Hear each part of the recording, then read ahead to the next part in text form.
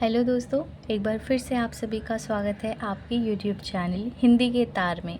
तो जैसा कि आप सभी को पता है, हम जब भी मिलते हैं हिंदी साहित्य से संबंधित किसी न किसी नए और रोमांचक विषय के साथ मिलते हैं। और मैं तो अपनी अधिकांश वीडियो में ही आप लोगों से कहती हूँ कि आप लोगों को हिंदी साहित्य से संबंधित किसी भी प्रश्न का उत्तर यदि कहीं नहीं मिल रहा है तो आप लोग हमारे चैनल हिंदी के तार पर आइए और कमेंट सेक्शन में कमेंट करिए अपना सवाल, और उसके बाद हम आपके लिए आपके सवाल के अकॉर्डिंग जवाब लेके आएंगे। क्योंकि हमारा यानी हिंदी के तार का मोटिव ही यूट्यूब पर आने का यही रहा है कि हम आप लोगों को उन सारे प्रश्नों का उत्तर मुहैया कराएं जिन प्रश्नों का उत्तर पूरे इंटरनेट पर कहीं भी अवेलेबल नहीं है। आज हम एक ऐसे ही विषय के साथ मिले हैं जिस विषय को आप इंटरनेट में ढूंढने जाइएगा तो आपको नहीं मिलेगा, और अगर मिलेगा भी तो बहुत जटिल तरीके से मिलेगा। तो ये विषय भी हमारी एक मित्र द्वारा दिया हुआ है, जिनका कहना था कि जयशंकर प्रसाद द्वारा रचित नाटक अजातशत्रु में ऐतिहासिकता और कल्पना का समावेश है, इस पर एक हमारे लिए उत्तर तैयार कर दीजिए। तो ये उत्तर उनके लिए और साथ ही साथ दूसरे भाई बहनों और मित्रों के लिए भी है जिन्हें इसकी ज़रूरत हो। आप लोग ज़्यादा से ज़्यादा इन वीडियोस का लाभ उठाइए और अपनी परीक्षा में अच्छे अंक प्राप्त करिए, क्योंकि मकसद मेरा यही रहा है कि आप लोग जीवन में आगे बढ़ें। यदि मेरे माध्यम से बढ़ सकते हैं तो बिल्कुल मैं मदद करूँगी। तो चलिए हम लोग पहले जानते हैं कि इसकी भूमिका में क्या लिखा जा सकता है, क्या हो सकता है। साथ ही वीडियो शुरू करने से पहले एक बात और बता दूं कि वीडियो में ना मैंने इसको छोटे छोटे बिंदुओं के माध्यम से आप लोगों के सामने रखने का प्रयास किया है, और साथ ही ना बहुत सारे कोटेशंस दिए हुए हैं मैंने। तो आप लोग कोटेशंस पे एकदम ध्यान दीजिएगा। हर बिंदु में 2 है, तो आप लोग अपनी सहजता के अनुसार किसी एक को याद कर लीजिएगा, और दोनों हो जाए तब तो पूछिए ही मत, तब तो और भी अच्छी बात है, क्योंकि एग्ज़ाम में आप जितने ज़्यादा कोटेशंस लिखेंगे आपको उतने बढ़िया नंबर मिलेंगे। ठीक, चलिए फिर हम लोग भूमिका को जानते हैं। भूमिका क्या है कि भारतीय साहित्य में जयशंकर प्रसाद का नाम एक ऐसे रचनाकार के रूप में लिया जाता है जिन्होंने इतिहास को केवल तथ्यों की प्रस्तुति तक सीमित ना रखकर उसमें कल्पना, दर्शन और भावनाओं का समावेश कर उसे एक कलात्मक ऊंचाई प्रदान की है। हिंदी नाट्य साहित्य में जयशंकर प्रसाद एक उदात्त, सांस्कृतिक और दार्शनिक नाट्य चेतना के संवाहक माने जाते हैं। उनके नाटकों में इतिहास केवल तथ्य नहीं बल्कि कलात्मक दृष्टिकोण में गुथा हुआ भावात्मक सत्य है। उनके द्वारा रचित ऐतिहासिक नाटक अजातशत्रु इसका प्रमाण है, जिसमें उन्होंने इतिहास और कल्पना का ऐसा संतुलित मिश्रण प्रस्तुत किया है कि पाठक को न केवल ऐतिहासिक घटनाओं की जानकारी मिलती है बल्कि पात्रों के आंतरिक द्वंद्व, करुणा, प्रेम, पश्चाताप और धर्मबोध का भी अनुभव होता है। अब हम लोग यहाँ पे भूमिका समाप्त होती है। हम लोग निम्नलिखित बिंदुओं के माध्यम से अजातशत्रु नाटक की ऐतिहासिकता और कल्पना को देखेंगे कि किस प्रकार से इस नाटक में इतिहास और कल्पना को एक साथ बहुत ही तर्कपूर्ण तरीके से प्रस्तुत करने का प्रयास किया गया है। इन बातों को हम आगे की वीडियो में जानने का प्रयास करेंगे, ठीक है। और अगर आप लोगों को वीडियो समझ में ना आए, ये जटिल लगे, तो भी आप लोग कमेंट सेक्शन में बताइए।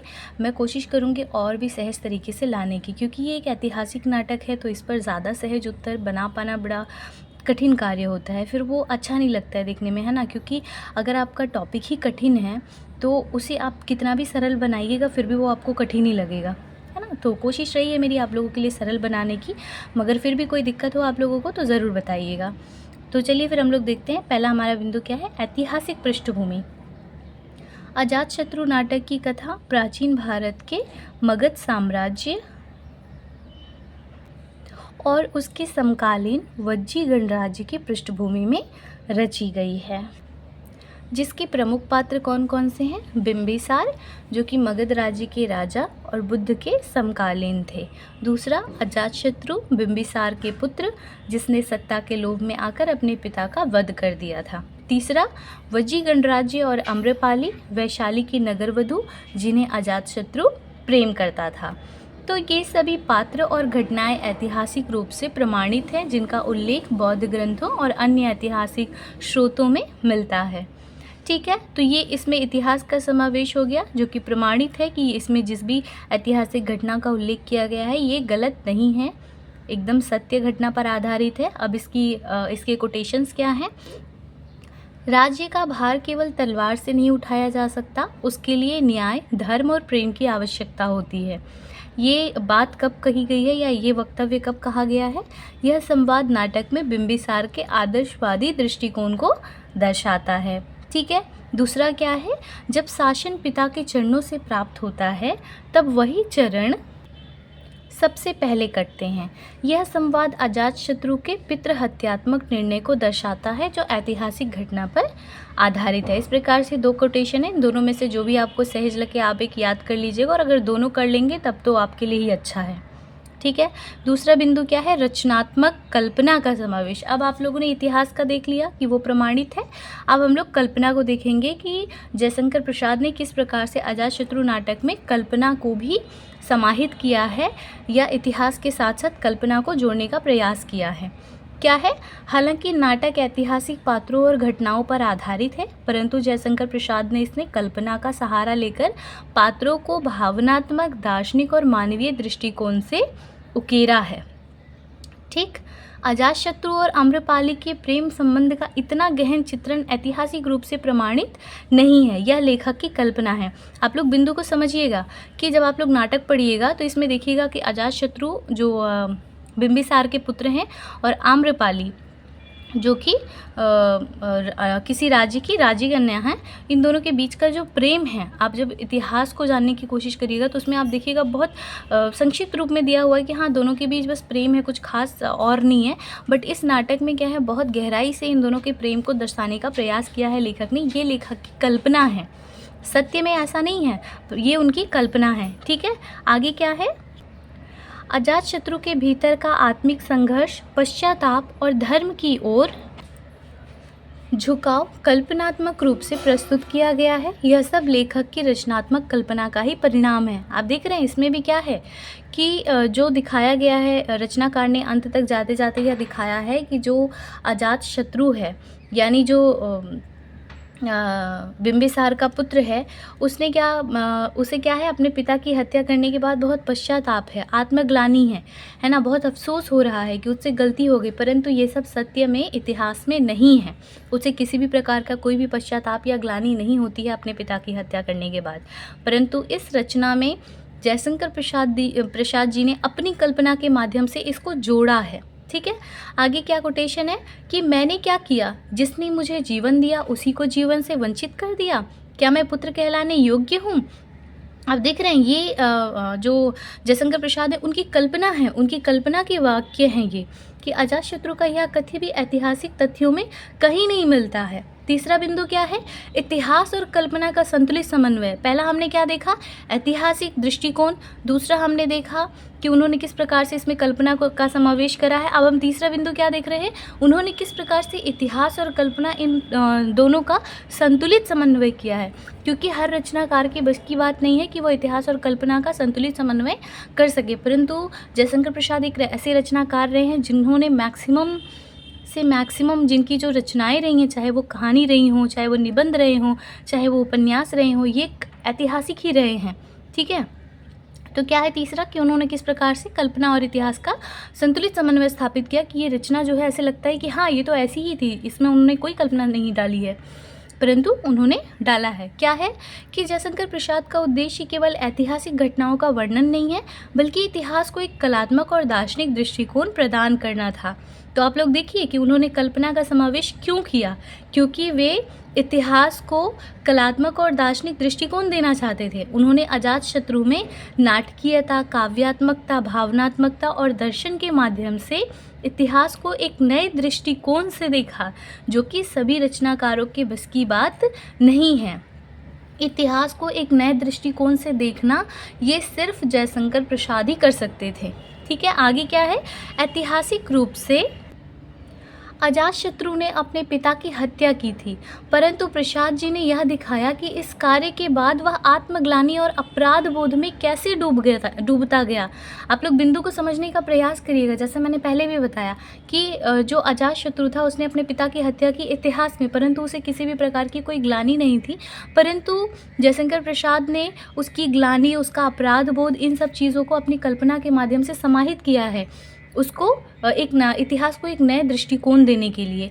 आगे क्या है कि प्रसाद ने अजातशत्रु को मानवता, धर्म, प्रेम और कल्याण के मार्ग पर चलते हुए दर्शाया, जो उसे अंततः एक आत्मिक जागरण की ओर ले जाता है। ठीक है, इसमें कोटेशन क्या डाल सकते हैं कि राजा होकर भी मैं आज सबसे दरिद्र हूँ क्योंकि मैंने अपना धर्म खो दिया है। यह कथ्य दर्शाता है कि किस प्रकार लेखक ने एक ऐतिहासिक घटना को दार्शनिक गहराई प्रदान की है। ठीक है, चौथा बिंदु आपका क्या है, पात्रों का मनोवैज्ञानिक विश्लेषण। इस नाटक में पात्र केवल ऐतिहासिक प्रतीक नहीं हैं, बल्कि वे जीवंत, जटिल और मनोवैज्ञानिक रूप से समृद्ध हैं। ठीक है, समृद्ध है मतलब लेखक ने इन पात्रों के अंदर बहुत सारे अपनी तरफ से कल्पनाएं डालने का प्रयास किया है। आगे क्या है, अजातशत्रु एक ऐसा पात्र है जो सत्ता के लिए अपराध करता है, परंतु अंततः वह धर्म, करुणा और आत्मशुद्धि की ओर प्रवृत्त होता है। बिंबिसार एक धार्मिक, शांतिप्रिय और न्यायशील राजा है, जबकि आम्रपाली को केवल नरबधु ना दिखाकर एक प्रेम, आत्मबल और आत्मसम्मान से पूर्ण नारी के रूप में चित्रित किया गया है। तो इस प्रकार से 4 बिंदुओं के अंतर्गत मैंने अजातशत्रु नाटक के इतिहास और कल्पना के समावेश को आप लोगों के सामने रखने का प्रयास किया है। ठीक है, अब हम लोग निष्कर्ष को जानेंगे कि निष्कर्ष में आप क्या लिख सकते हैं कि जयशंकर प्रसाद का अजातशत्रु नाटक इतिहास और कल्पना के अद्भुत समन्वय का श्रेष्ठ उदाहरण है। उन्होंने इतिहास को केवल घटनाओं तक सीमित नहीं रखा, बल्कि उसे संवेदना, दर्शन, आत्ममंथन और मानवीय मूल्यों के धरातल पर प्रस्तुत किया है। इस नाटक में इतिहास कथा का आधार है और कल्पना उसमें प्राण फूंकने का साधन। बहुत इंपॉर्टेंट लाइन है ये, ज़रूर से ज़रूर लिखिएगा इसको निष्कर्ष में। अजातशत्रु की कथा में प्रसाद ने न केवल एक राजा के उत्थान और पतन को दर्शाया, बल्कि एक मनुष्य के अंतरंग संघर्ष, उसके अपराध बोध और आत्मज्ञान की प्रक्रिया को भी उजागर किया है। इस प्रकार अजातशत्रु एक ऐतिहासिक नाटक होने के साथ साथ एक दार्शनिक ग्रंथ भी बन जाता है, जो पाठकों को केवल अतीत से नहीं, आत्मा से भी जोड़ता है। इस प्रकार से अजातशत्रु नाटक की ऐतिहासिक और काल्पनिक समावेश यहाँ पे समाप्त होता है। बहुत ही जटिल उपन्यास है यह, क्योंकि ये ऐतिहासिक है, इतिहास पर आधारित है, परंतु फिर भी इसे मैंने कोशिश की है सरल से सरल रूप में आपके सामने रखने की। तो मैं आशा करूँगी इससे आपको मदद मिल सके और आप लोगों को जो भी समझ में ना आए या किसी भी प्रकार की कोई दिक्कत हो तो आप लोग कमेंट सेक्शन में ज़रूर बताइएगा। वीडियो अच्छी लगी हो, समझ में आई हो तो भी आप लोग बताइएगा। इससे क्या होगा कि मैं समझ पाऊँगी कि आप लोगों को किस लेवल का उत्तर मुझे देना है। ठीक है, और इसी प्रकार से आप लोग एकदम कमेंट करते रहिए, मुझे सवाल प्रश्न पूछते रहिए और मैं आप लोगों के लिए सारे प्रश्नों के उत्तर लाती रहूँगी। और नए नए सवालों के जवाब अपने मन मुताबिक पाने के लिए हमारे चैनल हिंदी के तार पर बने रहिए। वीडियो अच्छी लगी हो तो वीडियो को लाइक करें, चैनल पर नए आए हो तो चैनल को सब्सक्राइब भी करें और इसी प्रकार से अपना प्यार बनाए रखें। धन्यवाद।